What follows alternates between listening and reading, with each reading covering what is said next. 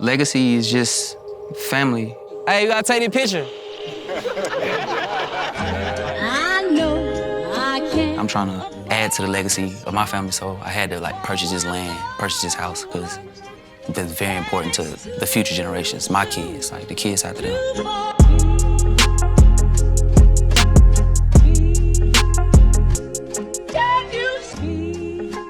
So yeah, this is my grandmother, my grandfather's old house. I just bought it. This is like the jukebox. We used to have like family gatherings or whatever. This is probably like the first time I ever put my lips to a microphone. Not even knowing like this become like a profession.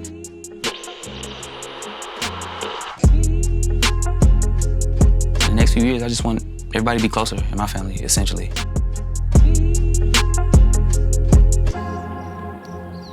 It's the big land, it's the big spot. Yes, sir. What's good, baby? It's that land you was talking about. Yeah. Tell me how this all came together, man. For real, my granny passed, you know what I'm saying? We just owned this for a minute. Like, my family's like some family land, so my granny passed. Not a lot of people take care of it, so I just copped it. Like, I had to buy it, keep it in the family, you know what I'm saying? Legacy type.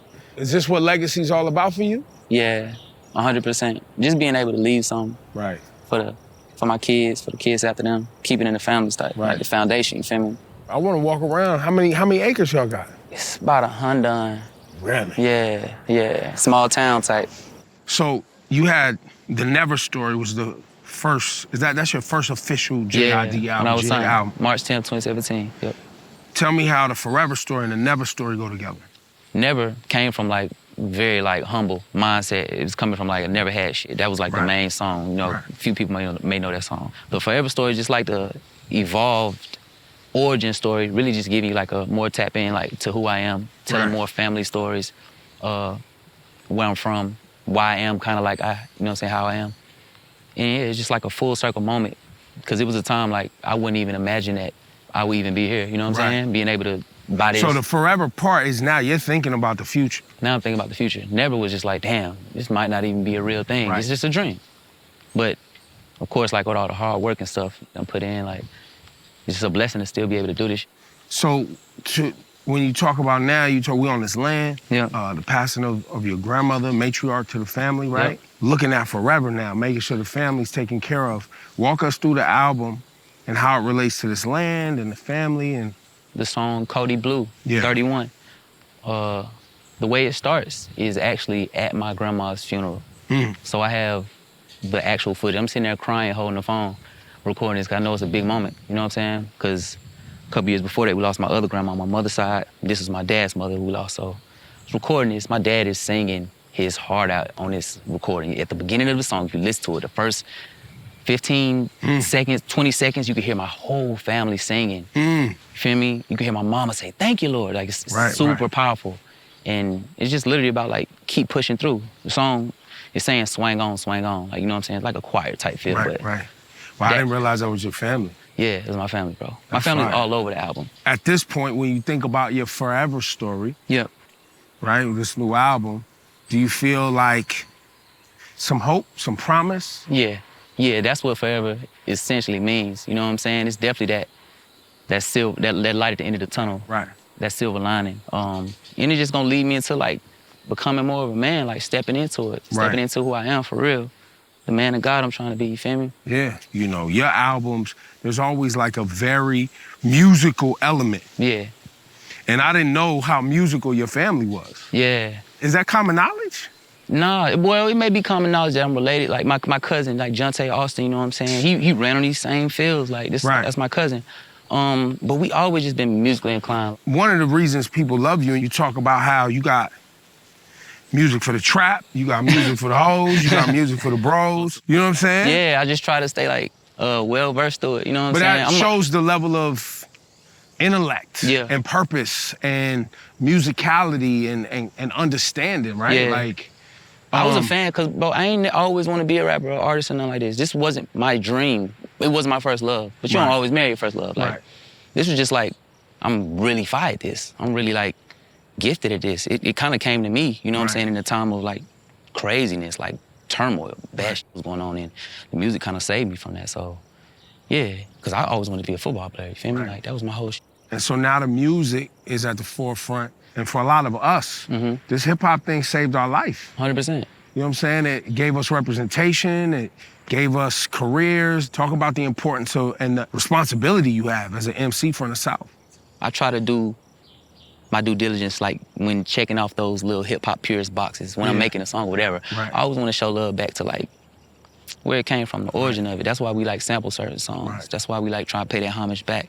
And even like try to rap with some of the older, you know what I'm saying, OGs that's still kicking flavor. Like I know Father Time a mother, but it's still some out there kicking flavor. Like I don't know, I just love it. And I love all the sub-genres of hip hop, all the new stuff. Like I love the NY drill scene right now. I love them sampling these big ass pop songs and then goddamn, you feel me, getting sturdy up. Love that shit. And then I just be trying to represent my city, Georgia, like Atlanta.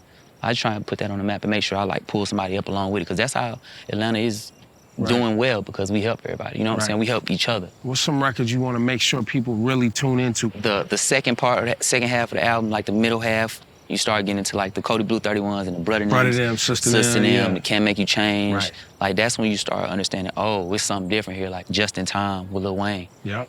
Insane. I can't even listen to it. I'm waiting for the album to drop. I don't want to. I've heard it. Yeah. I made it good to go through mixing and mastering, but I don't want to hear it to the people here. Well, you know what I'm saying? Just because it's like a big moment for me. It's like an out-of-body thing. Like I don't even want to, you know what I'm saying, touch it just yet. I want to celebrate it with everybody else. What's some other collabs on there? We got Durk on there. Yeah. Been cool for a minute. He's just amazing. Of course, like 21 Savage is on there. Yasin, Lil Wayne, Ari Lennox, Raven Lenae, James Blake, Aaron Alley Kane, Thundercat. Thundercat on the bass. Come on, man. It's like, I wanted to bring that out. I wanted to show these like different, amazing artists and just use them in different mediums where they could show their gifts and then, you know what I'm saying, help the full moment of the song. Talk about Mos Def, Yasin Bey. Yeah. His meaning to you as an artist and that connection that y'all have. He just been a big inspiration for forever. One of my favorite artists of all time. And he stands for something, you know what I'm saying? So I always like took heed to that. Just him even saying he wanted to do it, him respecting the art and just showing love to like the future generation. That's what I gotta do. You know what I'm saying? This is where I wanna be in that light. And I just respect it. Like crazy to me too, bro. Him even be on the album. You got the whole family out here on the property. Yeah. What's the family song off the album that you feel like really captures? It's kind of crazy. It's called Crack Sandwich.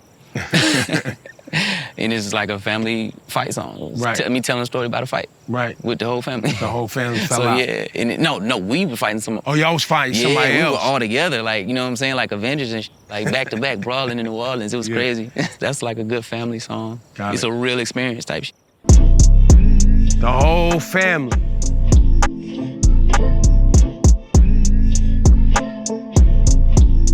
Guys. The family reunion? Happening?